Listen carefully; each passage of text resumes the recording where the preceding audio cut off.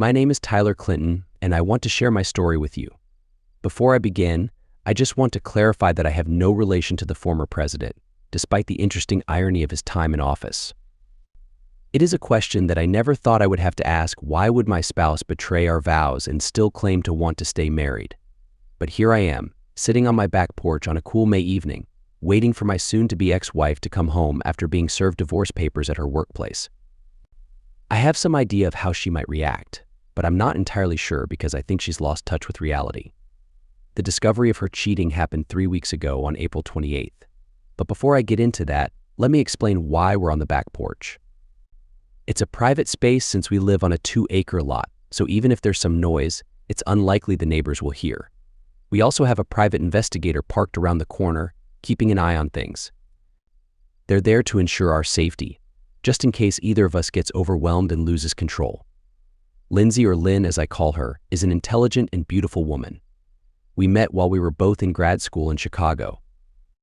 I was studying for my MBA in medical health services, while she was completing her CRNA to become a nurse anesthetist. She had worked in neonatal care for 2 years, which was emotionally draining. Nurse anesthetists have better hours, usually 6 a.m. to 5 p.m. 4 days a week, and better pay with less trauma. Lynn's only significant flaw was her tendency to get bored easily and always look for the next new thing. We could be enjoying a concert, and she'd already be planning the next weekend. Anything new was always tempting to her: a new app, a new friend, or a new restaurant. During our courtship, we talked about this, and I made it clear that I valued the traditional approach when it came to marriage. I believed that every day could bring something new with the same person if you put your heart into it. She never gave me any reason to believe she didn't agree. Due to her fickle nature when it came to trying new things, I insisted on signing a prenuptial agreement. She wasn't thrilled about it and saw it as an insult to her character. But I explained that it was a fair agreement, protecting both of us equally. She finally agreed and signed it. The terms were simple: any wealth accumulated during the marriage would be split 50-50, with each of us keeping 100% of what we brought into the marriage. If adultery caused the breakup, then the split would be 80-20. After signing it, we never really thought about it again. Until recently. After we got married, we moved from Chicago to Des Moines, Iowa. And let me tell you, it's not as dull as it sounds. Des Moines has a low cost of living, a strong economy, a vibrant downtown area, and great opportunities in healthcare. The winters can be cold, but the spring and fall seasons are mostly mild. Summers range from pleasant to hot, but the humidity is not as bad as in other cities like St. Louis. Even on hot summer days, the evenings always cool down nicely. And let's not forget about the delicious sweet corn in July and August. Des Moines is also the birthplace of Ben Silbermann, the creator of Pinterest, so it has everything you could possibly need. After 8 years, we both had jobs we loved, a beautiful home, great neighbors, and friends that we genuinely enjoyed spending time with. And until 3 weeks ago, I believed we had a solid marriage. By solid, I don't mean perfect. No marriage is perfect because no one is perfect. We had our arguments like any other couple. I'm a stickler for squeezing the toothpaste from the bottom, while Lynn is more relaxed about it. She liked having the dishes clean and the kitchen spotless every night, whereas I was okay with loading the dishwasher and running it every few days. Like any other couple in America, we could argue about the smallest things. But more often than not, we would take long walks in the evening and have deep conversations on our screened-in porch. We enjoyed going on weekend trips to cabins or attending our favorite concerts in Chicago, Minneapolis, or Dallas. Our love life was fulfilling, and we were always open and honest about our preferences. At least, that's what I thought. As a 34-year-old couple, we knew that children were on the horizon, and we looked forward to becoming parents. Now, you might be wondering how we ended up in this situation. Let me share what has happened in the past 3 weeks. It was the last week of April when I was away for a medical conference in Kansas City. Originally, I was supposed to be away for 4 days, but the last day didn't have any interesting seminars, so I decided to come home early. The drive from Kansas City to Des Moines is only around 3 hours, so I thought it would be nice to surprise Lynn on her first day off with some Starbucks and maybe some morning intimacy. The order didn't matter, I just wanted to spend time together. When I arrived home, I noticed that Lynn's car wasn't in the driveway. She drives a 2018 black Honda Accord, and she usually parks it outside unless it's raining. There had been no rain in a week, so her absence was unusual. I was a bit confused. We both go to the same gym, so she wouldn't be out for a run. On her first day off, she usually sleeps in, but it didn't seem like she had been home at all last night. The bed was made, which only happens on our scheduled laundry day, Saturdays. There were no leftovers in the fridge from the previous night's dinner. Something didn't add up. I called Lynn, but her phone went straight to voicemail. Luckily, we both have a tracking app on our phones called Glimpse. I turned it on and saw that her phone was somewhere near the airport. I was taken aback. Our house is on the far northeast side of Des Moines, close to a golf course named the Harvester. We chose our house partially because of its proximity to the golf club. The airport, on the other hand, is on the far southwest side of town. This made me nervous, so I decided that if she answered, I would act as if I had no idea about her whereabouts. I just wanted to check in and see how she was doing. Hopefully she wouldn't think to check the app and confirm my location. I waited for 15 minutes and called her again. She answered, and that was when my world started crashing down. "Hey, babe," she said, sounding groggy. "Why are you calling me so early on my day off?" "Sorry," Lynn, I apologized, trying to stay calm. "I miss you, and I had some time before the seminar, so I wanted to hear your voice." I could hear background noise, but it was definitely not our bedroom. "It's all right," Taisha replied. "I'm always happy to talk to my loving hubby." "Sounds like you're still in bed, so I won't keep you. Just wanted to tell you I love you and will be home by dinner tomorrow at the latest, unless you want me to skip the last day and hurry home." "That would be lovely, but as soon as I get up, I'm going to run a bunch of errands and then have dinner tonight with Kim and Sally. We've planned on it for 2 weeks, so I can't stand them up. The gals are 2 of her coworkers." She hadn't said anything to suggest she wasn't home in our bed, so I had to think quickly. "Okay, babe, I'll let you go. Hey, before you hang up, could you check the top drawer of my nightstand and tell me if I left the pen you gave me for my birthday there? I don't have it, and am afraid I may have misplaced it. It was in my shirt pocket." "Ty, sweetie, I really want to roll over and go back to sleep. Could I check for it and call you back before I head out at lunch?" Wrong answer. I knew normally I'd get something like, "I'll check, but I won't be happy if it's not there, and you've lost my gift." My heart was pounding hard in my chest, but somehow I maintained my composure. "Sure, Lynn, just don't forget to check. I'll let you go back to sleep." Again, sorry I woke you. "Thanks, babe, I'll call you in a bit. Love you." I lost it at that point, unable to muster, "I love you too." I hung up and headed for my car, hoping for a miracle but expecting the worst. The drive to the airport is 40 minutes from our house. I did it in 30, lucky not to be pulled over for speeding. Each time I checked the app, her phone hadn't moved. If she bothered to check hers and found out I was close, we'd have a hell of an argument. However, I was certain she was so wrapped up in whatever or whom her new experience was providing that she'd just assume I told her the truth and never look up my phone's location. The GPS led me to the Hampton Inn just down the street from DSM. I parked at the far end of the lot, away from the few remaining cars in front of the hotel. After several minutes, I realized Lynn would know my car if she saw it, so I moved next door to the Quality Inn parking lot. I picked a spot where I could monitor coming and going from the front door of the Hampton, but not a location where she would notice my dark blue Genesis G70. I had no plan. I was fighting the tears that kept coming to my eyes. Was she really cheating on me? With whom and why? Was she throwing away 8 years of what I thought was a strong and committed relationship? Had she been seduced, and would she be ashamed if found out? Could there be an innocent explanation for her lies and deceit? If it was just a night out to spoil herself until I got home, she'd have gone to the downtown Marriott or the DS Lux. But why pamper yourself there when you have a hot tub and pool at home? Also, her massage therapist was only a 10-minute drive from the house, and she loved her. None of this added up to something innocent. I had been agonizing over all of this for about an hour when she finally emerged with Justin Banks. They were holding hands and trading loving hugs as they headed out. Oh no, this young med student was close to my wife. I took a couple of quick pictures with my phone when they paused for a longer, passionate hug before getting in his car. I'd met him about 2 months earlier when we were at a hospital function. I like most people and get along easily with just about anybody, but Justin struck me as arrogant. When Lynn introduced us, he greeted me with a firm handshake, trying to assert his dominance. Our small talk was forced, and he seemed to have a constant smirk on his face. I mentioned this to Lynn on the drive home, and her response had been dismissive.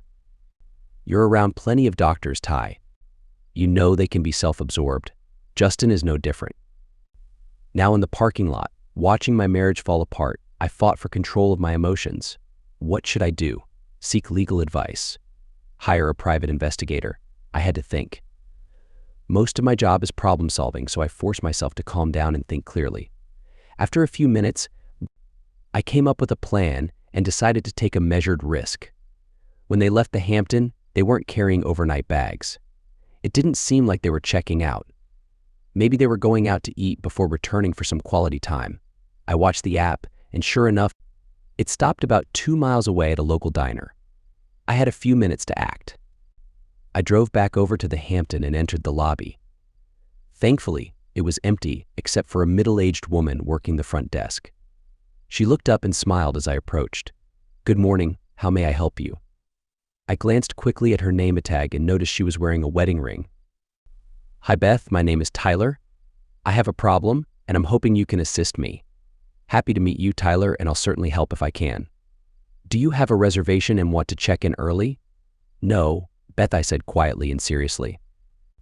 "The couple that left about 15 minutes ago, a brunette woman and a younger blonde man. Did you notice them?" Her happy expression began to fade. "Why, yes, I did. Is there a problem?" "I'm afraid so, Beth. The woman is my wife, and the young man works with her. I am sad to say I believe they are carrying on behind my back." "Oh, my sir, I'm not sure how I could help you with that," she said with a look of concern on her face. "Most people in Iowa are friendly and mind their own business. Beth, I'd like to take a quick look in the room they are staying in. I'm not going to cause trouble or make a scene in your hotel. I just need to confirm my suspicions. I'm not asking for a room key. I'd be perfectly fine with someone from housekeeping letting me in and making sure I don't stay for more than 2 minutes. I just need to confirm. I'm terribly sorry to ask this, but I see your ring, and I know you understand how a spouse could feel in this situation." Beth thought about this for a moment. "You seem like an honest person. That couple did seem suspicious to me, but I don't usually meddle in others' affairs. However, I appreciate your concerns. Can you tell me the name of the woman?" She checked them in with her credit card. "Certainly, her name is Lindsay Clinton, and she most likely used an American Express Gold card. I can even give you the number if you'd like. I'm grateful for your consideration and your understanding." This seemed to help, and a moment later, the Amex was confirmed. "Can you call housekeeping?" I asked. "No need," she replied. "Thomas," she called out loudly. Thomas, another front desk clerk, came around the corner. "Yes, Beth." "Thomas, I'm going to step away from the desk for about 5 minutes. I'll be on the 3rd floor. You're in charge until I return." Thomas looked like he had just been given a promotion at the White House. "Yes, Ma, I am." Beth winked at me and told me to follow her. We rode the elevator to the 3rd floor in silence. Neither of us knew how to make small talk when one person had just received potentially devastating news. We walked down the hall and stopped in front of room 319. Beth held the key card over the reader. I half hoped it would turn red and not let me in. Unfortunately, it turned green. I entered, and Beth stood in the doorway, holding the door open. People in Iowa are practical. If I was a crazy person, Beth would have an easy way to escape. As I looked around the room, I saw clothes scattered here and there. A men's casual button-down shirt and khakis, along with loafers and a belt, were discarded on one side of the bed. As I moved to the other side, I saw what I had feared, even though I had hoped it wouldn't be true. There was a light beige blouse I had bought for Lynn on her last birthday, accompanied by a short, deep navy blue skirt. There was also purple matching clothes, a gift from me last Valentine's Day. Oddly, at that moment, I couldn't recall seeing her wear them for me. I picked up the clothes, and I could immediately sense it. It almost made me sick. Trying to think clearly, I decided that taking some pictures and videos of the room could be helpful. I'm no lawyer, or I would have known that a terrible attorney could claim that it was all staged by me. Unaware of this legal nuance, I scanned the room, capturing about 60 seconds of video while narrating as I went. I am in room 319 of the Des Moines Airport Marriott. It is 9:55 a.m. on Thursday, April 28th, 2022. I am in the hotel room that my wife, Lindsay Clinton, reserved and paid for with her American Express Gold Card, number 55517-3391845-220. Don't ask me why I memorize card numbers. I just do. She checked in last night with a medical school student from her hospital named Justin Banks. It appears from inspecting the room that my wife and Justin have engaged in intense activity between last night and this morning. I witnessed them leaving the Hampton about 15 minutes ago. They were hugging and holding hands. I have 2 pictures to confirm this. I quickly looked in the bathroom, but there wasn't much to see there. Before retreating out the door, I decided to take her cloth with me. If nothing else, I could get them tested for DNA. Not that I would be surprised by what I'd learn. It might also surprise Lynn, not being able to locate them. As Beth and I entered the elevator, I began to lose control. Tears were rolling down my face. Beth, a good solid Iowa woman, placed her hand on my shoulder and said, "I'm very sorry, Mr. Clinton." We exited the elevator into the lobby, and I began to reach for my wallet. "Don't even think about it, son," she said in a tone that left no room for debate. I smiled, thanked her, and said, "I know I don't need to say this, but if you have any interaction with them, please don't give them any hint I was here." The corners of her mouth turned up in a smirking sort of way. She winked and said, "Never seen you or heard of you in my entire life, and I'm offended that you would suggest otherwise." Well, as you can imagine, I had come to the end of my plan. What to do now? I've already admitted to my lack of legal knowledge. However, even my limited understanding of divorces in the USA warned me I may get in trouble if I went for divorce too quickly, the prenuptial agreement notwithstanding.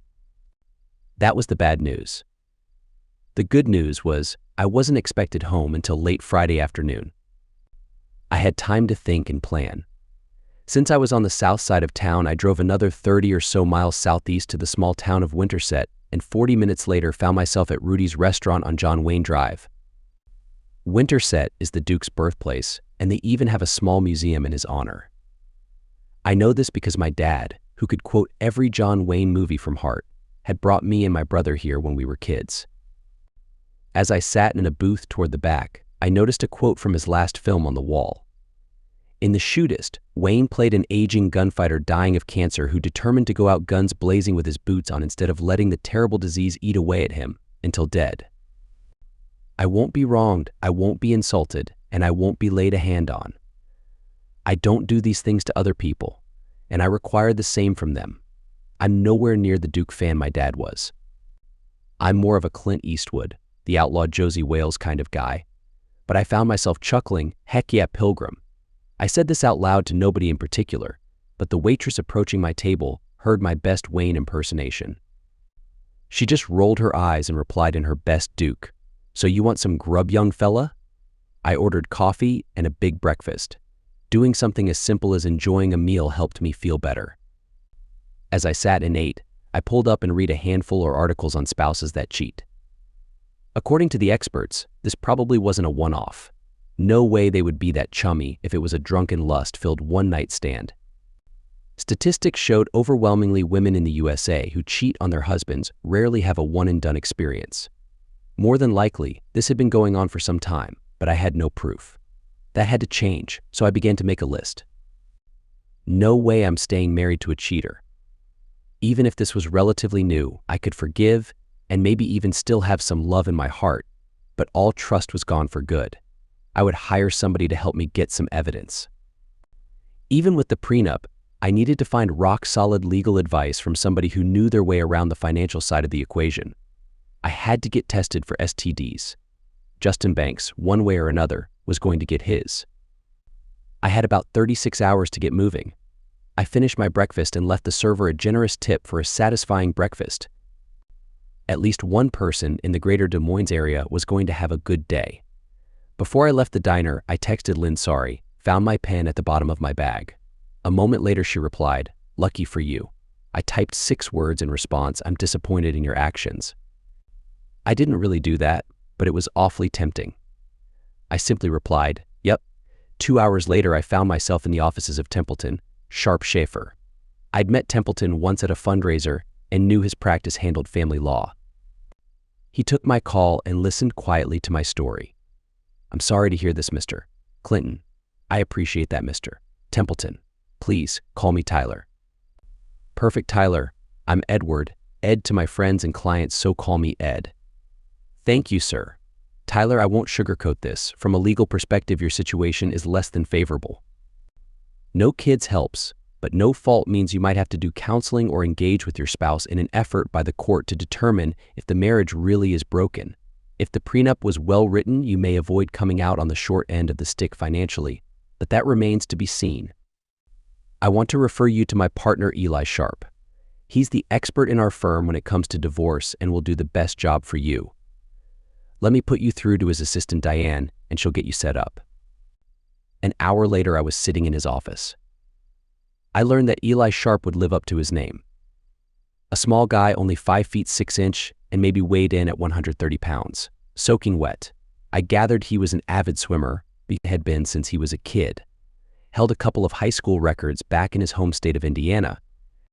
He still swam hard for an hour straight 6 mornings per week. After spending 10 minutes with the man, anyone could tell he'd lived his life, proving being small didn't mean you couldn't win the battle.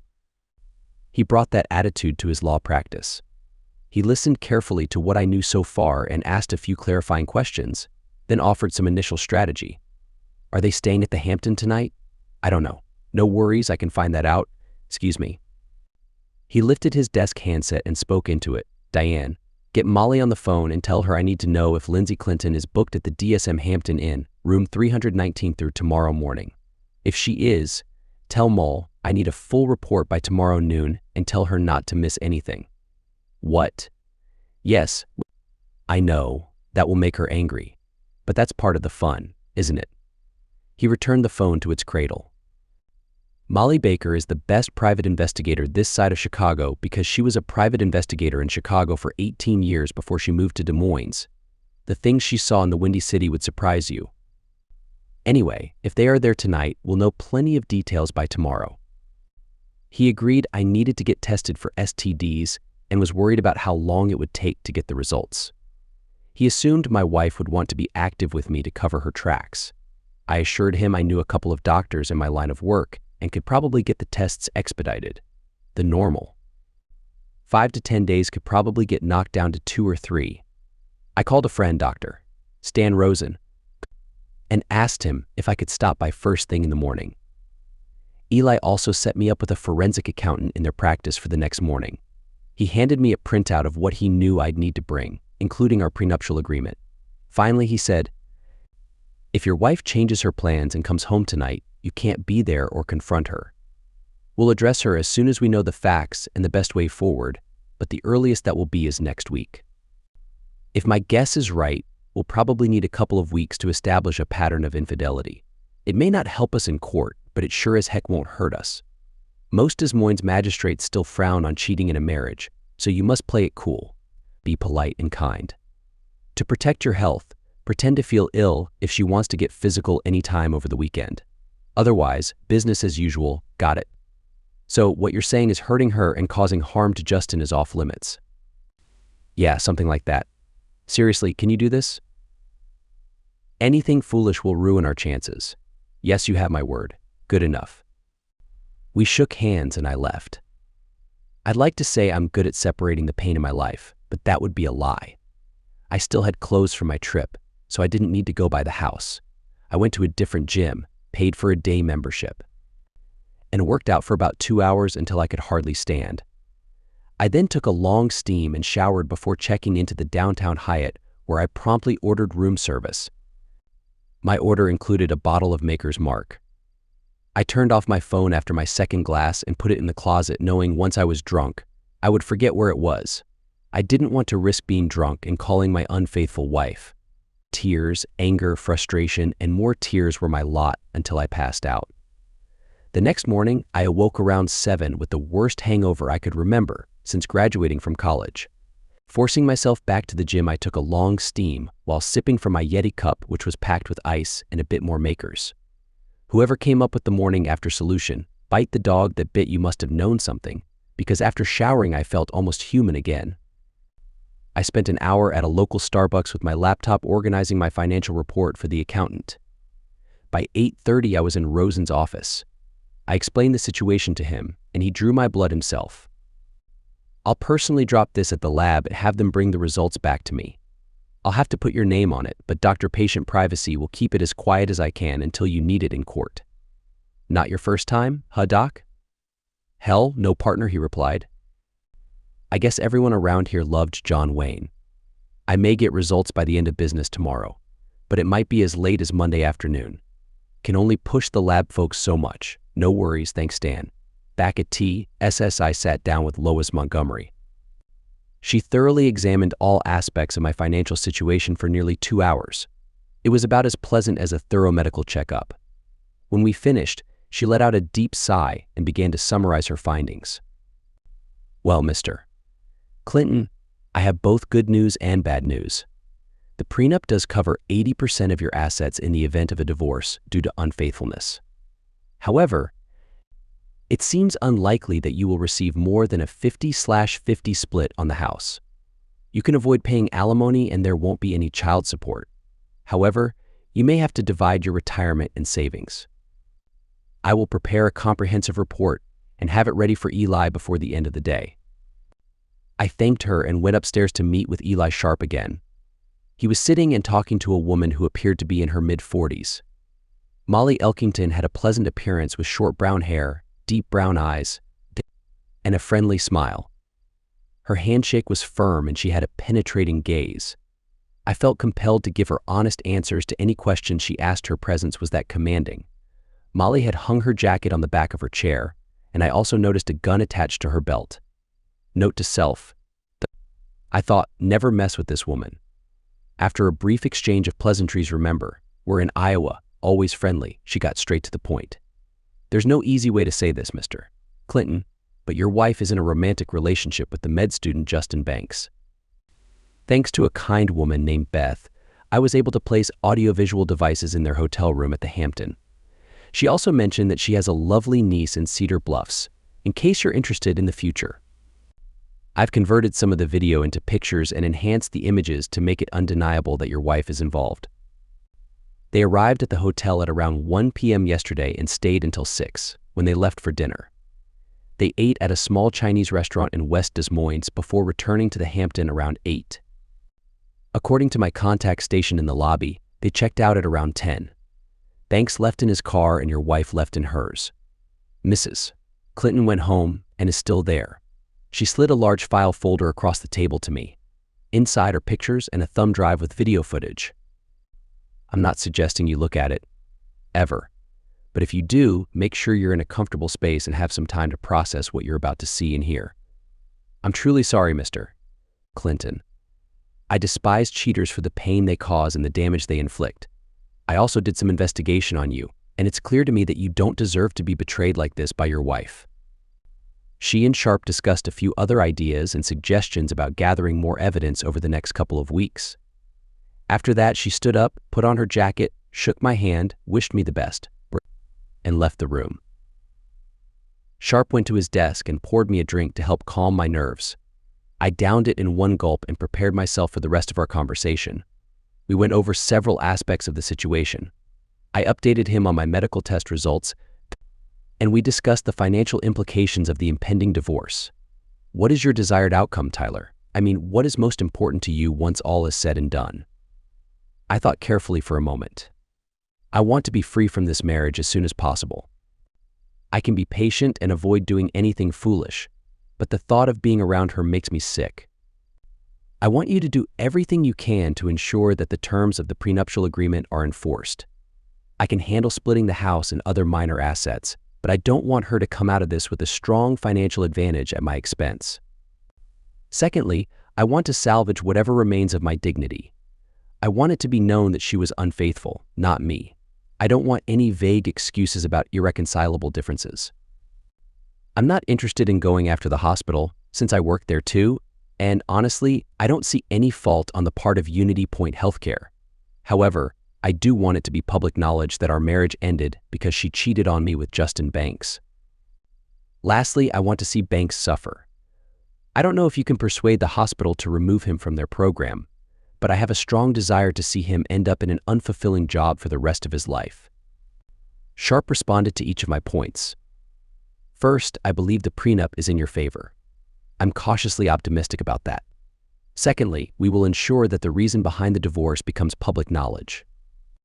However, that doesn't necessarily mean the court won't order counseling to see if the marriage can be saved. Assuming your wife isn't interested in divorce, her attorney will likely be aggressive to stretch things out in hopes of changing your mind. Thirdly, you need to temper your expectations regarding Banks' career. While the hospital may decide to let him go, especially if their program has certain behavioral standards for students, it's not something we should rely on. Tyler, you'll have to go back home in the next day or so. You might be able to find an excuse to stay away most of the weekend, but eventually you'll have to return and act as the loving husband, as difficult as that may be. If she even suspects that you know, she might go on the offensive before we're fully prepared. I'm trusting you when you say you won't approach Banks in any way. If you feel like you're about to crack, I'll have Molly assign one of her team members to keep an eye on you for a while. I assured my attorney that I would behave accordingly, even if it meant biting my tongue until it bled. It was early Friday afternoon when I left Sharp's office. I sat in my car for 30 minutes, trying to figure out how to go home without giving anything away. Unfortunately, I couldn't come up with a foolproof plan. So, I did the next best thing I could think of. I hopped back on Highway 35, heading towards Kansas City. Lynn was expecting me to be home around 7. After driving for about 90 minutes, I arrived in the small town of Bethany, Missouri, and found a local tire shop. A man in his 40s wearing a shirt with the name Ed stitched on it was standing behind the counter. He seemed to be content reading his Sports Illustrated magazine and didn't seem interested in work on a late Friday afternoon. As if I cared about that at the moment. Can I help you? Yeah, I need 4 new tires. Ed let out a frustrated sigh. Apparently, the Chiefs' offensive line situation for next season was more appealing to him than making money at the time. He got up and walked out to my car. These tires still have at least another 10,000 miles left in them. You don't need new ones. He seemed annoyed. He had no idea what real annoyance looked like. Listen, Ed, I'm really picky about my car and cost is not a concern for me. Can you please install new tires? He muttered to himself as he went back inside and switched on his old desktop computer.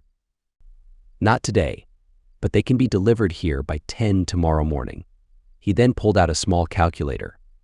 With shipping, installation, and tax, it will cost you $1,455. That's fine, I said. Go ahead. He looked at me as if I had 3 heads, but he proceeded to place the order. Okay, you're all set. See you tomorrow. Without waiting for a response, he returned to his Sports Illustrated article. I drove back to the highway and checked into a Super 8 motel, paying a meager $78 for a night's stay. I flopped onto the uncomfortable bed and called Lynn. Are you almost home, babe? I'm so excited to see you. She sounded cheerful after 2 days of being with Justin. I'm sorry, Lynn, I lied, but I had a blowout and ran over some debris that fell off a truck on the highway. I'm stuck in a small town called Bethany, Missouri. They can replace the tires tomorrow, so I won't be home until mid-afternoon. Just letting you know in case you wanted to invite Justin over tonight and have some fun in our marriage bed. I didn't actually say the last part out loud, but I wanted to. Damn, Ty, are you okay? Did anything hit the windshield or anything? No, I'm fine. Just stuck with Taco Bell for dinner tonight and breakfast tomorrow. I'm sorry for the delay, Lynn. It's okay. The important thing is that you're safe. I miss you so much and was really hoping to have some romantic time tonight. I guess I'll have to wait until tomorrow. Please drive safely and come home to your loving wife as soon as possible. I will, Lynn. I'm a bit exhausted and still a little shaken up from the flat tire. I'm going to have these 2 beers I bought from the convenience store and get some rest. I'll see you tomorrow, okay? Okay, Ty. I love you. Good night, Lynn. I knew at some point I would have to tell more lies and respond with heartfelt I love you too, but that wouldn't be tonight. I didn't know if she noticed my lack of response, but at that moment, I didn't care. I moved over to the desk and opened the manila envelope that Molly had given me. Inside were vivid images of my wife with Justin Banks in various ways. I rushed to the bathroom and threw up. After regaining my composure and brushing my teeth, I returned to the desk and plugged in the thumb drive. Once I opened the program, I was faced with a sleazy movie starring my wife. "Doctor," she said, her voice filled with concern, "I have a terrible itch that is driving me crazy. Is there anything you can do to help me?" "Well, Mrs. Clinton," Justin replied, "this is quite a common occurrence with married women. Is that your problem?" Any hopes I had of Lynn cheating on me without belittling me was gone in an instant. "Oh, Dr. Justin, how did you know? I need someone who can fulfill my needs." "Well, I suppose I could help alleviate that itch for you if you gave me a good reason to do so. Yes, I promise I can convince you to give me what I need." She looked up into his eyes. "Let me show you how much I need your touch." The audio device even picked up the sound of their moment. Had this been a movie with anonymous actors, it could be exciting. But seeing my wife in this manner just made me nauseous. I closed the laptop, went over to the bed, feeling my world crashing down around me. After an hour of extreme emotional pain, I felt rage building up inside me. I was heartbroken. My love for my wife, my commitment to her, it meant nothing to her. She was selfish and disrespectful. My anger grew, not only towards her but also towards Justin, seeking revenge for what they had done. Over the 8 years of our marriage, and the year before while we were engaged, I had never considered being with another woman. I'm not saying I never looked or had a fleeting thought about other women, but I had never imagined betraying my vows to my wife. If she wanted to be with someone else, she should have turned down my marriage proposal. I remembered how bothered she was by the prenup. She was offended that I would even suggest she couldn't be trusted. Now, I discovered she was only concerned about her own pleasure and had no understanding of true commitment and love. So yes, I was heartbroken by this revelation. But I was also furious. This couldn't go unchallenged. The next couple of weeks would be tough, but I was determined to play my part, all with the intention of getting away from this person as soon as possible. And Dr. Justin, her supposed lover, would face consequences too. The next morning, I had a couple of fast food breakfast tacos. I hadn't lied about being stuck with Taco Bell. 2 cups of coffee helped wash away the taste as I headed over to meet my new friend Ed and get new tires. Ed seemed happier this morning. He smiled as I walked in. He had a couple of deer heads mounted on the wall and a picture of himself with a kill. Maybe he'd buy a new compound bow with the money. That thought made me feel a little better. By 11:30 a.m., I had new tires and no more excuses to delay going home.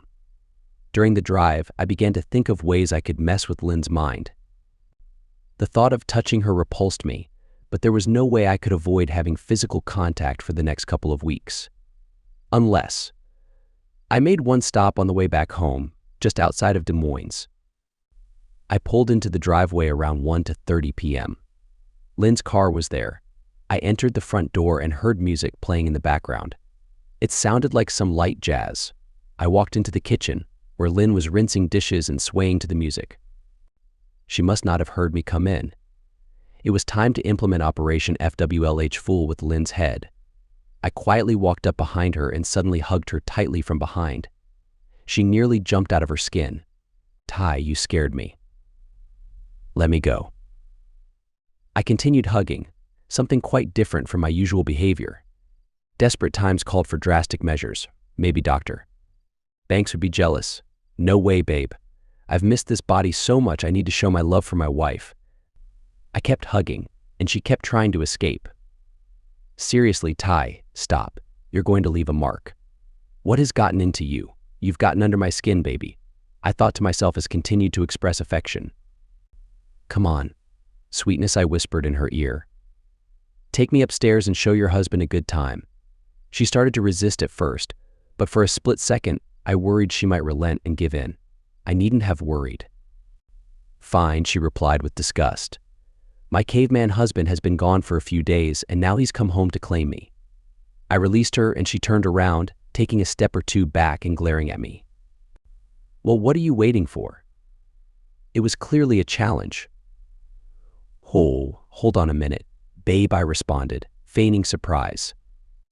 "I thought you missed me and would want me to long for your beautiful body.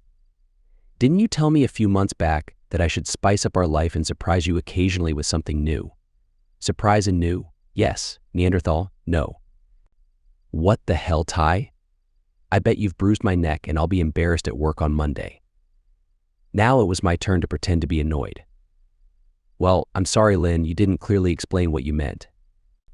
I'm always kind and affectionate with you, so I thought a little innocent playfulness might be enjoyable for both of us. If you'll be so kind and provide me with your approved list of new things, I'll make sure to follow your guidelines in my spontaneous surprises. That's not what I meant, Ty. It's just that you scared me. I overreacted. I'm glad you're home and that you want to spend time together. Come on, let's go upstairs. With that, she walked past me, making sure her hip bumped into mine. As she walked by, I gave her a playful pat on the backside. Sounds good, baby, but instead of that, maybe I'll just give you a sweet surprise. I reached for her hips, but she turned around, looking a bit angry. No, Ty. Goodness, I'm not an object for you to use. You're being so disrespectful. I immediately let go, turned, grabbed my overnight bag and headed upstairs. Just forget it, Lynn. I'm sorry for leaving a mark. Maybe you can just tell our friends that I got carried away and offended your sensibilities. I had never spoken to Lynn like this before, and since I had my back to her and I wasn't waiting for a response, I couldn't see her facial expression. All she said was, "Fine." I unpacked my bag, quickly took a shower, changed into comfortable clothes, and went back downstairs. Lynn was sitting at the kitchen table texting as I came down. She placed her phone face down on the table and looked up at me. Her eyes still held some resentment, but the anger had lessened. I had a feeling she had been texting someone. Don't worry about it, Lynn. I've been away for longer than planned. All I could think about was coming back to you, but it seems like my arrival and my attempt to add some excitement didn't meet your approval. You were the one who wanted me to come home quickly so we could have some fun. I apologize for not understanding how you wanted that to happen. Enjoy the rest of your day and evening. I'm going out. Without waiting for her response, I left, knowing she would be surprised. Even when we argued, I never stormed out or spoke harshly. We did have disagreements, but we usually approached them with respect. I got into my car and drove off. I went to the club, changed into casual golf clothes, and practiced my swing. After that, I worked on my putting.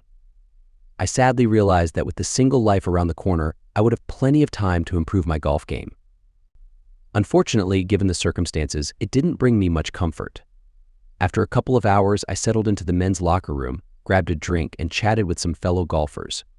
One of them was Tom Harris, a local investment banker who was a good friend of mine. As we talked, I found out that his wife Connie was out of town for the weekend visiting her parents in Denver, so I invited him to dinner. We went to the Mulberry Street Tavern downtown, right when they opened at 4 p.m. We enjoyed a couple of drinks and their delicious burgers. They had the Cardinals-Mets game on the big screen. Despite my troubles, having a burger and discussing baseball with my friend felt like a small piece of normalcy, for which I was grateful. We left around 7 p.m., and I checked my phone. There were 6 text messages from Lynn, all sent about 30 minutes apart, starting about an hour after I had left. Ty, I'm sorry. Please come home so we can talk. Ty, where are you? Come home. Stop ignoring me, Ty. I know you're reading these texts. Come home now. What the heck, Ty? Fine, but don't say I didn't ask you to come home. I'm not the one being stubborn. No, I thought to myself, you're just the one being deceitful and unfaithful. I didn't reply. Instead, I went to a local movie theater. I watched the new release, Firestarter, about a young girl with special powers. I wished I could find her and use her powers against Justin Banks. The movie ended just before 10, and I headed home. When I pulled into the driveway, Lynn's car was gone. I can't say I was disappointed though, as I knew she was probably finding comfort with her lover. I drove back to the club, had a couple of drinks, and then returned home around 11:30. Lynn was back. She was sitting on our bed, freshly showered, probably because she had just been with someone else.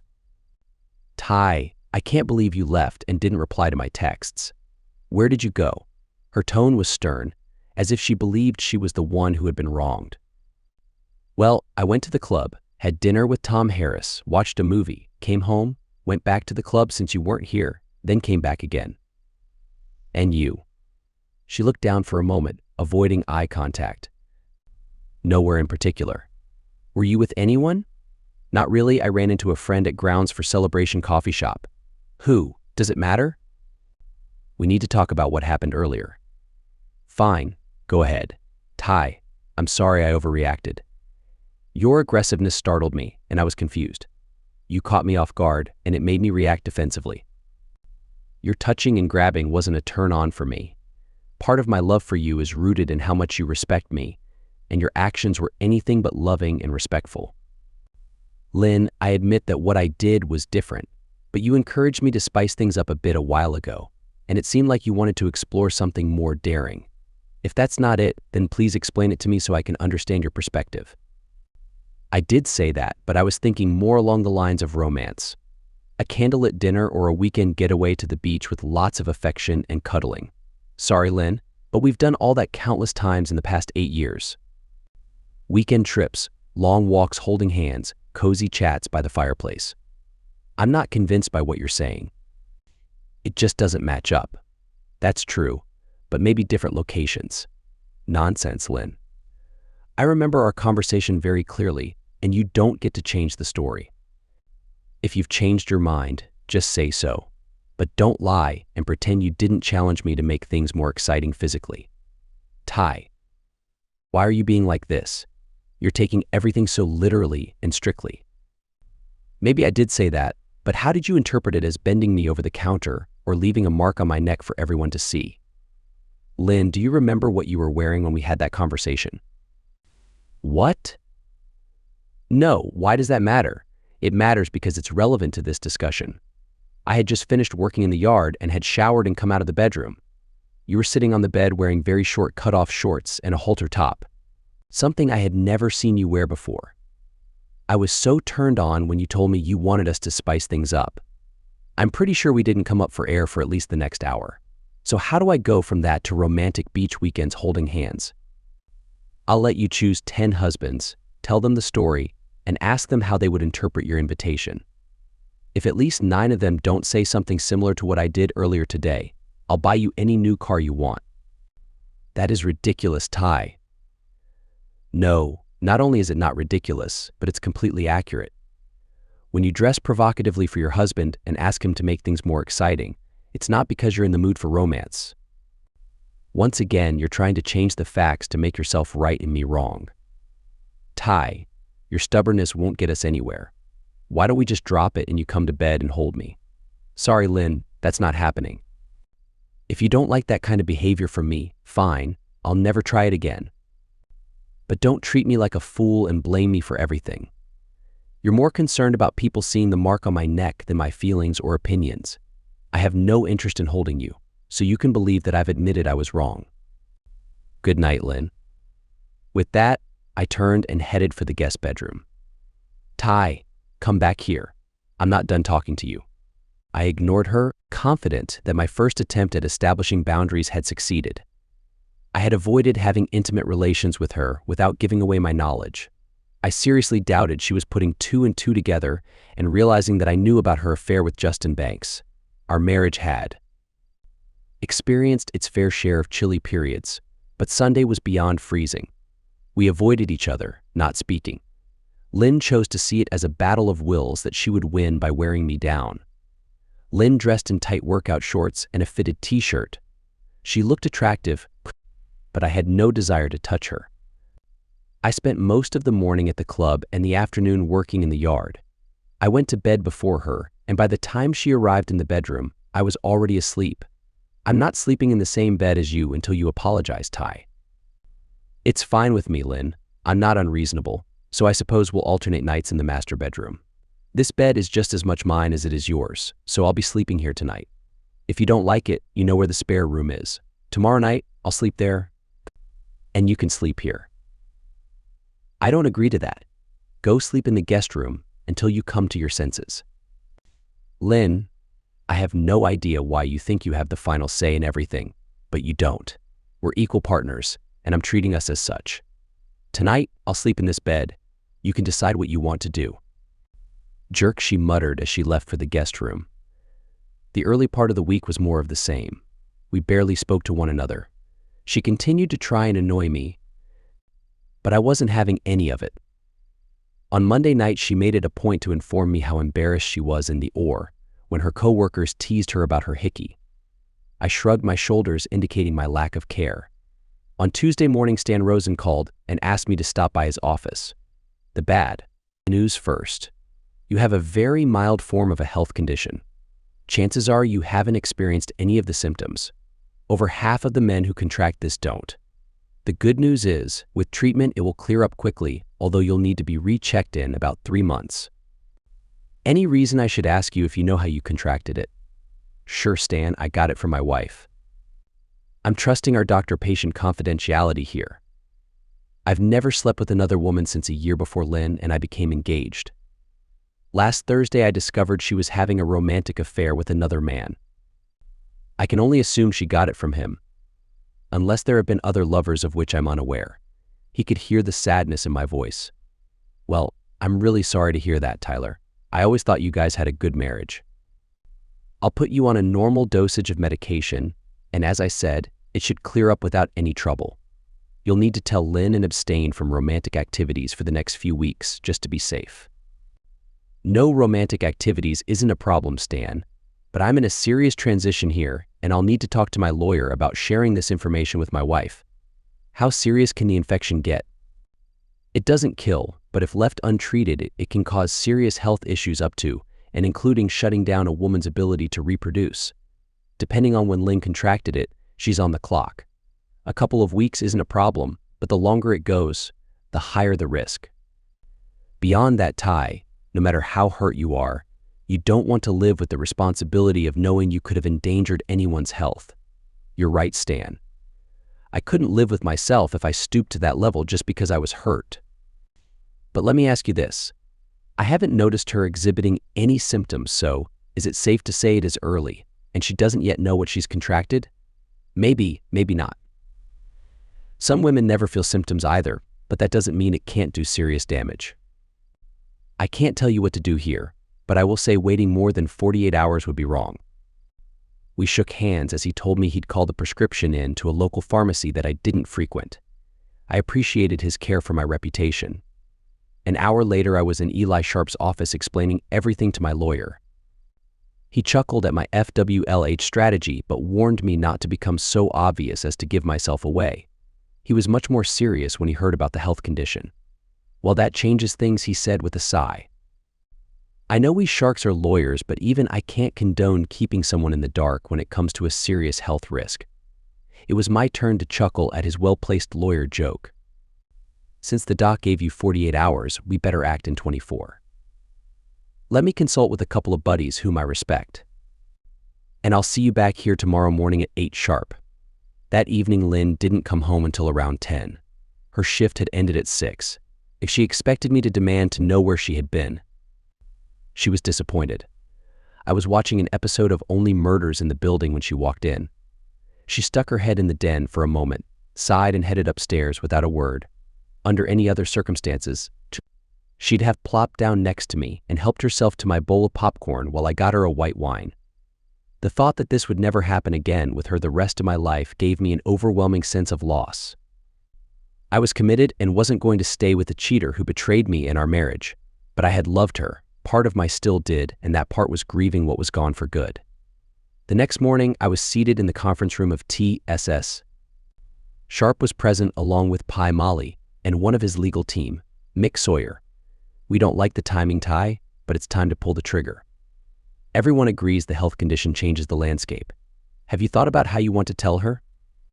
Yes, I have. One of my goals is to keep her off balance until she's served. What if you guys are aware of my notifying her, but for the moment she won't know the source of the information? Everyone around the table looked skeptical but kept silent, waiting to hear more. What if I send her OBGYN an anonymous text informing her that one of her patients, Lindsay Clinton, had a health condition? Wouldn't she be obligated by her oath to inform her patient? You guys could testify later it was me. Molly can witness me texting, clarifying date and time. I will have acted with a reasonable amount of good faith since my doctor obligated me to tell her within 48 hours, and I did it in less than 30. It may be devious, but she will have the opportunity to get the medical attention she needs. Wouldn't that pass the test in court? There was a pause as Molly and Mick waited for Sharp to mull it over. After a few moments, he spoke. Not perfect, not even good, but it's not terrible either. It will make you appear petty, but not negligent or criminal. Given the circumstances and the right judge, it might be okay. However, it is also incomplete. Any judge will want to know who was aware of your actions and what steps they took to dissuade you. So Tyler, I'll tell you right now, I don't think you should do this, and it is a bad idea. Me too, said Molly. I agree with Eli. Tyler. Mick chimed in, grinning from ear to ear. You shouldn't do this. On top of that, Sharp chimed back in. She will eventually put 2 and 2 together and realize that if it wasn't Banks, it had to be you. She will be aware you know of her affair. Yes, but that will take a day or two so I can prepare for her. Thanks for your advice, everyone. However, I'm determined, so when I leave here, I'm getting a burner phone and sending Dr. Pamela Connors the message. In that case, I want to witness it, responded Molly. I don't want it to be said, I just trusted you to follow through, but never checked up to make sure it happened. We covered a few other details, and then I left. 40 minutes later, Dr. Connors received an odd text from an unknown source. On the other end, it was witnessed by PI Molly Elkington. Dr. Connors, I'm choosing to remain anonymous, but I have it on good medical authority that one of your patients, Mrs. Lindsay Clinton, has a health condition. Now that you have this information, I trust you to act immediately as her primary physician and offer care for your patient. Thank you. I broke the phone apart when I finished, and later that afternoon, on my way home, tossed it into a pond about 5 miles from my house. Nobody was around to witness my complete disregard for the laws. About the time I was tossing away the burner, Molly was parked outside Dr. Connors' office when a black Honda Accord pulled into one of the parking spaces. Lynn emerged looking a bit disheveled and entered the office. 45 minutes later, she came out looking worse. Molly followed her to a local pharmacy drive-through where she picked up a small bag containing a prescription. Lynn arrived home shortly thereafter. I was sitting on our screened-in porch watching a recap of the previous day's baseball game. Since we still weren't speaking much, she didn't stop to say hello, she just headed up the stairs. About a half hour later, she came out on the porch, freshly showered, and unexpectedly sat down next to me, letting out a deep sigh. Ty, can we call a truce and get back to us? I don't know, Lynn, how would you suggest we call a truce? Can't we just drop the entire argument and let it go? I'm not sure that works for me, Lynn. Why not, Ty? She looked like she genuinely wanted to know. Maybe the revelation of her health condition had jolted her a bit. I'm happy to forgive and move on, Lynn. I apologize several times for misreading your comments, but as far as I know, you still don't think you've done anything for which you need to apologize. Dropping it, therefore, seems to mean you win and I lose. I'm not trying to come out on top here, Lynn, but I believe we're equally at fault for the last several days, but you don't see it that way. Fine, she replied, with a bit of edge in her voice. I'm sorry. There, now are we okay? No, Lynn, we're not. I've known you for almost 10 years, and I know when you don't mean what you say. Your words may be correct, but your tone demonstrates your heart hasn't changed. Tell me I'm wrong, Lynn. Explain your understanding of where you were in error, and we can move forward. She looked at me for the briefest moment with sadness in her eyes. I thought perhaps she was going to come clean about the entire episode of her cheating. I'd never expected a sincere apology given what I'd heard, but perhaps I'd misjudged her. Could I forgive her and work on our marriage? To be honest, the thought scared me. I needn't have worried. Her eyes gave her away as she returned to her previous way of thinking. She still blamed me. At that moment, I knew beyond a shadow of a doubt. We were done. You're just so stubborn, Tyler. Adam Clinton. I apologized and you threw it back in my face because it wasn't up to your standards.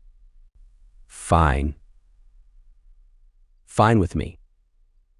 You're causing this impasse and it will be on you if we can't find a way to deal with this.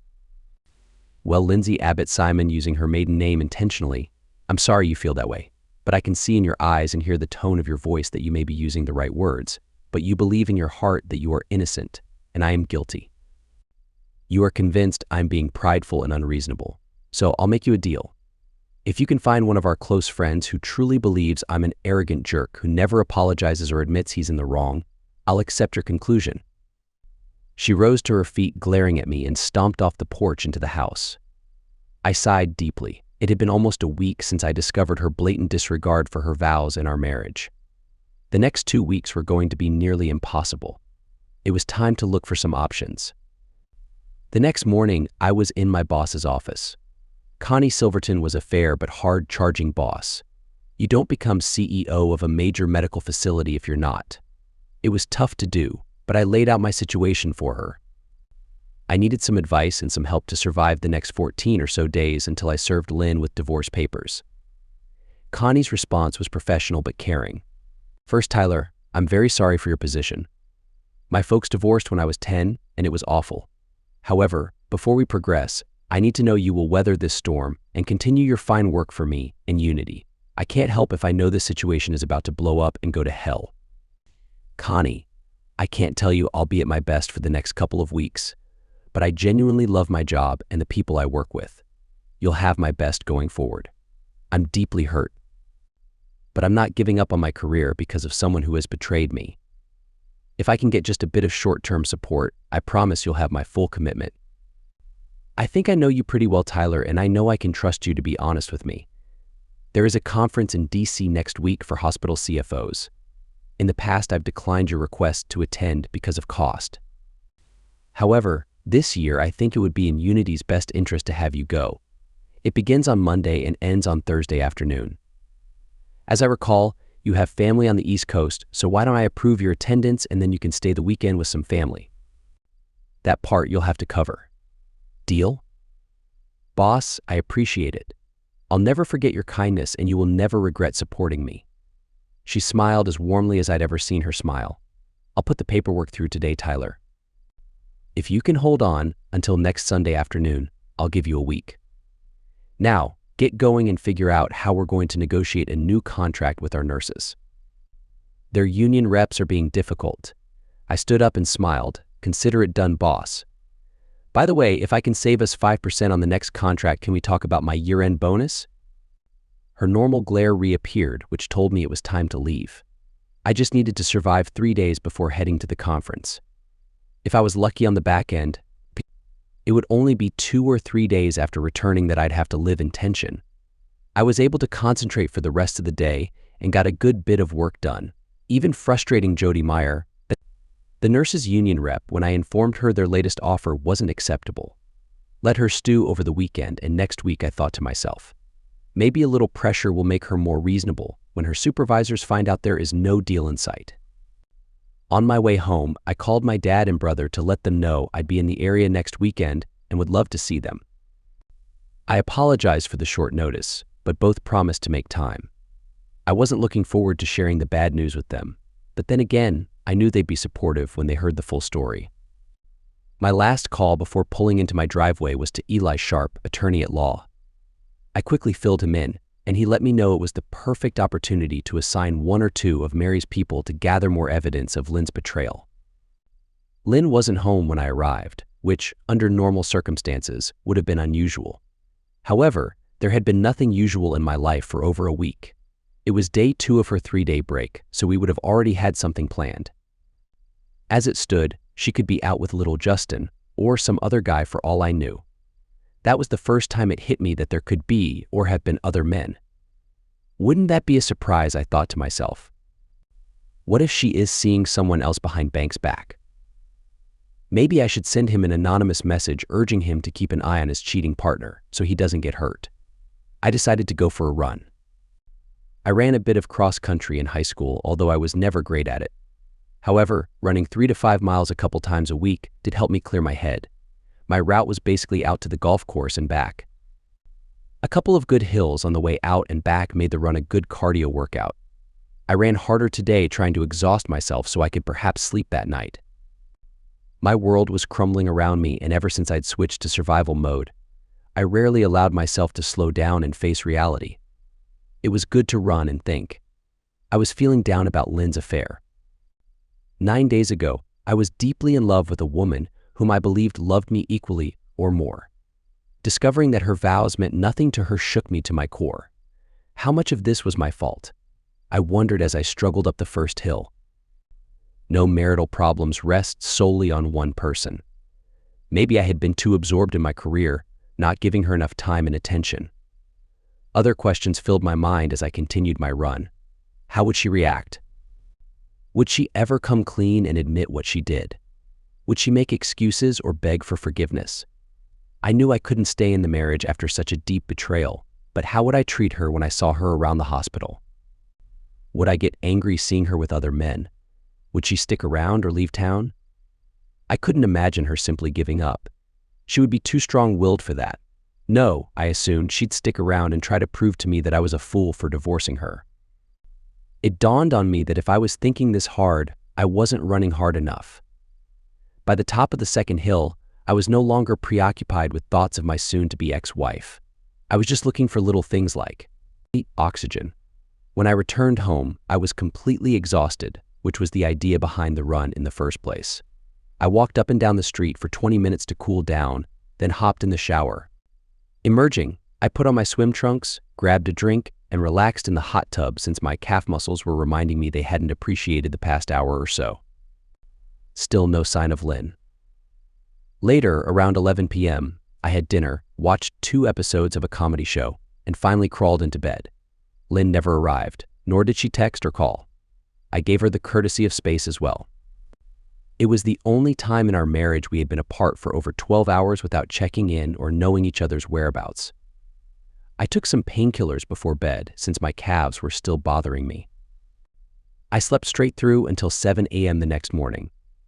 Before coming downstairs in the morning, I noticed Lynn's door was closed, so I guessed she had come home at some point the previous night. I listened for a moment, but there was no sound. I had some coffee and a couple bagels, showered, changed, and headed to the golf course.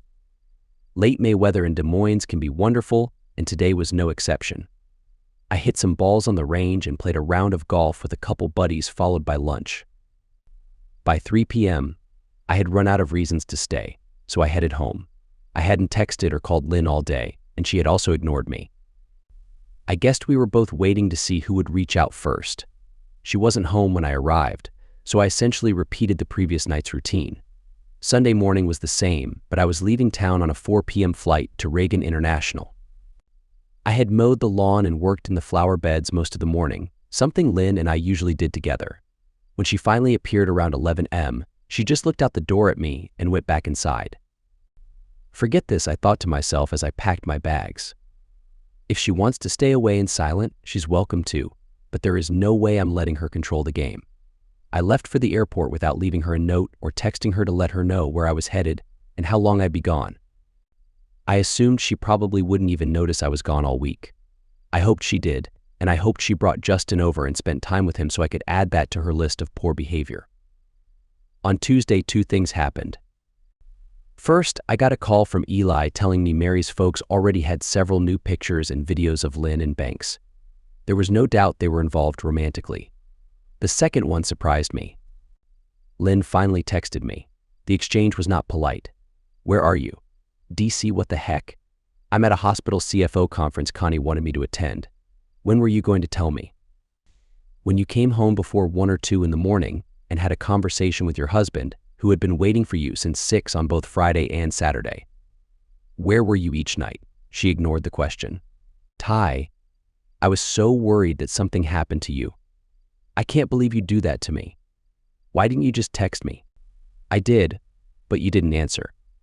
"Lie 1, if you did text me and I didn't answer, why didn't you call the police?" "What? When you were scared to death something happened to me, did you call the cops?" "Oh, well, no, I guess I didn't think of that." "Still, you're such a jerk for not communicating with me. How about my boss or my dad or my brother or any number of our friends? Who did you contact trying to track me down to make sure I was okay?" "I reached out to several people." "Don't try to put this on me, Ty." "Lie to, name them what?" "Name who you texted or called so I can verify. I won't be insulted by such an insensitive and uncaring person like you." "Well, Lynn, you may believe me to be a jerk, and uncaring or insensitive, but I'm not a liar like you. If you were truly concerned for my well-being, you would have texted me, which we both know you didn't. Secondly, you would have reached out to one of our friends, co-workers, or family members, which we also know you didn't. What we don't know is where you were on Friday or Saturday nights. Care to elaborate on your whereabouts? Anything you need to confess to me, dear wife? You're just so insanely stubborn, Ty. I'm really at my wit's end with you right now. Well, Lynn, I guess you're incapable of telling the truth or accepting responsibility for anything you've done or are doing. So just one more thing. No response was forthcoming from the other end, just radio silence. Was she beginning to suspect he knew something? Was she feeling any shred of guilt for her actions of betrayal? Did she even consider what she was doing infidelity? I realized my breathing was heavy and I was perspiring like I'd been working out for an hour. I composed myself, showered, and headed out to the conference. The rest of the week went fine considering my marriage was over and I was an emotional wreck. I did manage to make some good connections and attend a couple of informative breakout sessions. The weekend with my dad and brother was good but tough. Both sought to be understanding, but neither shared my experience. Mom had passed away about 3 years ago at the age of 63 from a rare form of cancer. She slipped away holding the hand of the man who had loved and cherished her for 41 uninterrupted years. Dad could relate to my sorrow, but not the pain of Lynn's duplicity. He thought she was stark raving mad. My brother, Elliot, had been married for 11 years to an amazing woman named Mary. They and their 3 kids seemed to be doing just fine, even when dealing with some of the bumps in the road. Mary and Elliot still looked at each other with adoration, and they settled their infrequent disputes quickly and without too much hostility. My brother seemed to be heading down the same marital pathway as Dad. I was happy for him. We played a couple rounds of golf, took in a nationals game, and had some great meals. I enjoyed reconnecting with my nephews. Sunday evening came way too quickly as I hugged Dad on the curb of Reagan. He grabbed my face in his hands, looking sternly into my eyes. I know it hurts like hell, son, but you'll pull through. Lynn turned out to be selfish and destructive, but don't you give up. You keep pushing forward, one day at a time. I know this much is true, the pain will subside. With that, he hugged me, hopped back into his Ford F-150, and headed back to Springfield, Virginia. When I arrived at DSM, it was almost noon. I headed into the office to catch up on some details and find out if the week I was gone began to move Jody Meyer off the dime on our negotiations. Good news there, her latest proposal was much closer than the last. There was still a gap, but it was clear her nurses didn't want a prolonged work stoppage and they knew unity would be reasonable at the bargaining table. Before I left, I stuck my head in Connie's office. She looked up and gave me her normal, "What the heck are you going to waste my time with now look?" I just stood there for a moment and smiled. "Well?" "Hey boss, just wanted to say thanks again for last week. It was a good seminar, well worth the investment, and time with my family was just what the doctor ordered. Like I even care, Tyler. Have you gotten anything useful done since you've been back?" "Not much, just reviewed the nurse's latest proposal and thought I'd let you know we'll have a deal we can live with by the end of this week. No need to thank me. Get out of my office, Tyler, and come back when you actually have something for me." I always enjoyed this banter, but today it struck me as more important than usual. Before I turned to leave, I paused. "Hey boss." Connie looked up. "What? Love you too." I ran from the door before the pen she had in her hand was hurled in the general direction of my face. Sometimes normal life, working with people you care for and respect, was some of the best medicine in the world. Maybe Dad was right. Perhaps the pain would begin to ease. On my way home, I phoned my attorney to get an update on where we stood. A minute later, Eli Sharp was on the phone. "Come by my office at 7 tomorrow morning on your way to work, Ty. I think we're ready to take action." Sad to say, Lynn kept at it with her idiot partner over the weekend. I won't give you too many details, although we have some explicit pictures of her in a very revealing schoolgirl outfit at their favorite hotel. The house was dark, quiet, and empty when I arrived. It felt like Lynn and I were already over. We'd barely seen each other for the past 3 weeks and hadn't had one civil conversation since before I left for the conference in Kansas City over 3 weeks ago. I realized how much I missed her. Not the person she'd turned into, but the Lynn I married. Fun-loving, curious, mischievous, beautiful, and strong-willed, she was the person with whom I thought I'd spend my entire life. I dropped my bag in the laundry room, grabbed a beer, and settled on the back porch as the sun faded in the west and the stars began their nightly dance. For all my anger at her utter betrayal, I found myself in tears once again. I knew one day I would have no more tears for her or our marriage. I was never going to tolerate her duplicity and cheating. If I could figure a way to harm Justin, I would. My pride was bruised but still intact. But tonight, I would allow myself to grieve what was lost. By 10 p.m. I was beyond exhaustion, so I headed upstairs, had a quick shower, and was asleep about 20 seconds after my head hit the pillow. Since we were sleeping in different beds, I didn't hear her come in. It could have been 5 minutes after I was asleep or 3 in the morning. I didn't know and I didn't care. I was up and out the door around 5:30 wanting to get a quick workout in before meeting Silas and team at 7. Lynn's car was parked in the driveway and the door to the guest room was closed. If I read her schedule correctly, she was in her first day of a 3-day rotation. That was helpful. We wouldn't have to cross paths very much in the coming week. Ty, nice to see you. Come on in and have a seat. Eli welcomed me upon arrival. Super Private Eye Molly was on hand, as was one of Silas's assistants, an older woman, maybe in her late 50s, named Peggy Simons. She went by Peg.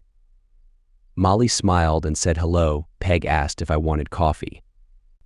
After a minute or two, we got down to business. Sharp began. We'd like to serve Lynn at some point this week. Ty. Molly has gotten more than enough evidence to demonstrate a pattern of cheating on the part of your wife. More of the same won't help our cause, and you already owe Molly over $6,000, so I'd thank her but cut her loose to do her snooping somewhere else. He smiled as he said the last line. It was clear they were good friends. For her part, Molly just shot Eli the bird, got up to take her leave. I hope you get this settled as quickly and painlessly as possible, Tyler, she said as she shook my hand. I thanked her and told her I truly hoped I'd never need to employ her in the future, but would be more than happy to tell anyone in need of her services where to find the best. Eli and I discussed several ideas about how, when, and where to have Lynn served. My hope was it could be done at work at a moment when she and cheating Justin were together in a room full of people, perhaps late in the day on Thursday, as that would be her last workday before 3 days off. Eli thought waiting that long only played to Lynn's advantage. To wait is to give her a chance to find out what is in the works. You've done an amazing job of keeping your composure over the last several weeks, Ty, but you must be at a breaking point. Let me suggest we serve her today, or at the latest tomorrow. One of Molly's guys has been on hospital surveillance, so he'll have a good idea of when to best spring our surprise on her. I granted this was wise. Last night I cried all the tears that I would shed over the lying person. I was ready for the final confrontation. My mind drifted back to my favorite Clint Eastwood flick, Outlaws Say Wales, when Jose confronts 3 of his enemies. Well, you boys gonna pull them pistols or just stand there and whistle Dixie? The challenge was hurled. The fight was on. Sharp had discovered a little-known state law that allowed me to take Justin Banks to court for causing distance in our relationship. Eli didn't think it would go far, but the thought of everyone at the hospital finding out about it could damage his reputation and career after med school. I was fully committed to pursuing this. After discussing the plan, Eli agreed to give me a heads up when everything was in place. I would be waiting at home on the back porch to have a conversation with Lynn. Just as a precaution, Sharp wanted to make sure we had evidence of the conversation. He asked Peg to have one of Molly's team members place some surveillance gear on our back porch, just in case things got out of control. If it escalated or Lynn became violent, he could call the authorities. Personally, I couldn't imagine Lynn losing control like that, but considering what I had learned about her affair, anything was possible. That day, I spent a lot of time negotiating our contract with Jody Meyer. We had some disagreements, but in the end, we reached a fair agreement. The nurses would receive a decent increase in pay and more benefits, and the hospital would secure a longer contract. Even Connie was pleased when I handed her the finalized paperwork to present to the board. As I was getting closer to home, my phone beeped, indicating a message from Eli Sharp. "Well, buddy, how are things going today?" Sharp asked with a hint of amusement in his voice. Chuckling, he continued, "I apologize, Ty. I know this is tough for you, and I don't mean to make light of your situation, but I just got news from Molly. She volunteered to serve Lynn and Banks at the hospital." They had just finished a long surgery and were in the staff lounge. Another nurse, the surgeon, and the head of surgery were also there. Apparently, Banks got offended by Molly, who is not a medical personnel, being in their space. He confronted her, saying that only medical staff was allowed and she should leave. Molly couldn't believe the nerve of that guy, so she pushed him back onto his chair and got really close to him, giving him a stern look. She said he seemed scared at that moment. Then, with a sarcastic tone, she asked, "Are you the married man involved with Lynn?" Molly continued, "Well then, you've been served." Sharp shared that the room was completely silent at that point, with everyone staring at Molly. She then turned to Lynn with a much softer tone and asked if she was Tyler Clinton's wife. Lynn nodded with a barely audible yes. Molly informed her that she, too, had been served. Molly couldn't contain her satisfaction, relishing in that moment. She wanted to enjoy it while it lasted, so she hesitated to leave. Dr. Devlin addressed Banks, disappointed in his actions, and warned him that his career in medicine could be ruined if he had actually done what he suspected. He then turned to Lynn and advised her to go home and wait until one of her union representatives spoke with her. After he stopped laughing, Sharp said seriously, "So Tyler, your wife has been served and she's on her way home. Molly's guy is nearby and will be listening in. Brace yourself, my friend. This may be the most difficult moment of your life. Stay strong, but try not to lose your temper. If it becomes too overwhelming, go for a walk or find a separate room. You can handle this, Tyler. The hardest part is almost over." We discussed the next steps for a little longer, and I sensed that Eli wanted to stay on the line as long as possible to emotionally support me through the storm that was brewing. Just as we were about to hang up, I heard Lynn's car pulling into the driveway. I thanked Eli and told him I would give him an update once we were finished. Lynn entered the house and found me on the back porch. She looked like a complete mess, clearly having cried her eyes out during her drive home. When I met her gaze, there was a mixture of sadness and anger in her eyes. She started speaking. "How long have you known?" "3 incredibly painful weeks, Lynn. How did you find out?" "It doesn't really matter, but I came back early from the conference in Kansas City to surprise my beloved wife and spend some extra time together. When I arrived on Friday morning, you weren't here. I checked the Glimpse app and saw that you were near the airport. From there, everything unraveled. Was it the morning you called me about the pen? Yes, that's when everything fell apart. You tricked me, didn't you? You set me up. I wouldn't say I set you up, but yes, I lied. I wasn't trying to trap you, I just needed to confirm whether my world was truly collapsing. Unfortunately, it was." We sat in silence for a moment. I didn't feel the need to ask her any questions. Now that everything was out in the open, I just wanted to deal with the situation and move on. Finally, she continued, "I can't believe you served me at work, in front of my colleagues. It was humiliating. I'm sorry, Lynn, but you're not the only one feeling humiliated right now. That was so cruel, Ty. Your approach doesn't give us any chance to work things out. Lynn, if anyone knows about cruelty, it's you. Your betrayal has been the cruelest thing anyone has ever done to me. However long you were involved with Justin Banks, you have been hurting me over and over again. Besides, let me make it abundantly clear. I have no desire to work things out with you anymore. I'm seeking a divorce, and I don't plan on looking back. You must be delusional if you think I would want anything to do with you after the way you treated me." Reluctantly, she sat down at the other end of the sofa. "But Ty, I do love you. I understand what you're saying, but I never meant to hurt you or be malicious. Justin was just a brief affair. I know it was wrong, and I regret it, but can't we find a way to work through this and come out stronger? Lynn, I'm trying to keep my composure, but did you wake up this morning and swallow a stupid med? You and Banks playing out fantasies and cheating on me has destroyed our relationship. Any reasonable person can see that. Yes, I've seen pictures and videos of your encounters at the airport hotel. Are you really childish enough to think that if you act like the sorrowful wife, I will just ignore the immense pain you've caused me? I can't believe you spied on me and Justin, Ty. Why couldn't you just talk to me when you found out? I would have ended it immediately. You've taken this to an extreme. Lynn, I shouldn't have had to spy on you. There should have been complete trust between us, especially when it comes to faithfulness in our marriage. Why would I have wanted to talk to you? There's nothing you could have said that would have sounded believable to me anymore. Extreme is betraying your loyal husband, Lynn. Take a good look in the mirror and pray that you can understand the truth. I wasn't sure if Lynn could comprehend anything I was saying at that moment. It seemed like nothing was sinking in. She just seemed to be searching for an easy way out to avoid addressing her treacherous actions. Every time she opened her mouth, more nonsense spewed out. Ty, divorce is the last thing either of us should want. We live together, work at the same hospital. It would be so awkward if we end up divorced, still living and working in the same place. It would be humiliating for both of us if our colleagues and friends found out all these details. You must see how terrible the situation would be for both of us. Lynn, I have been living with awkwardness and humiliation ever since that Friday morning when I saw you and Justin leaving the hotel together. Right after you lied about your whereabouts on the phone.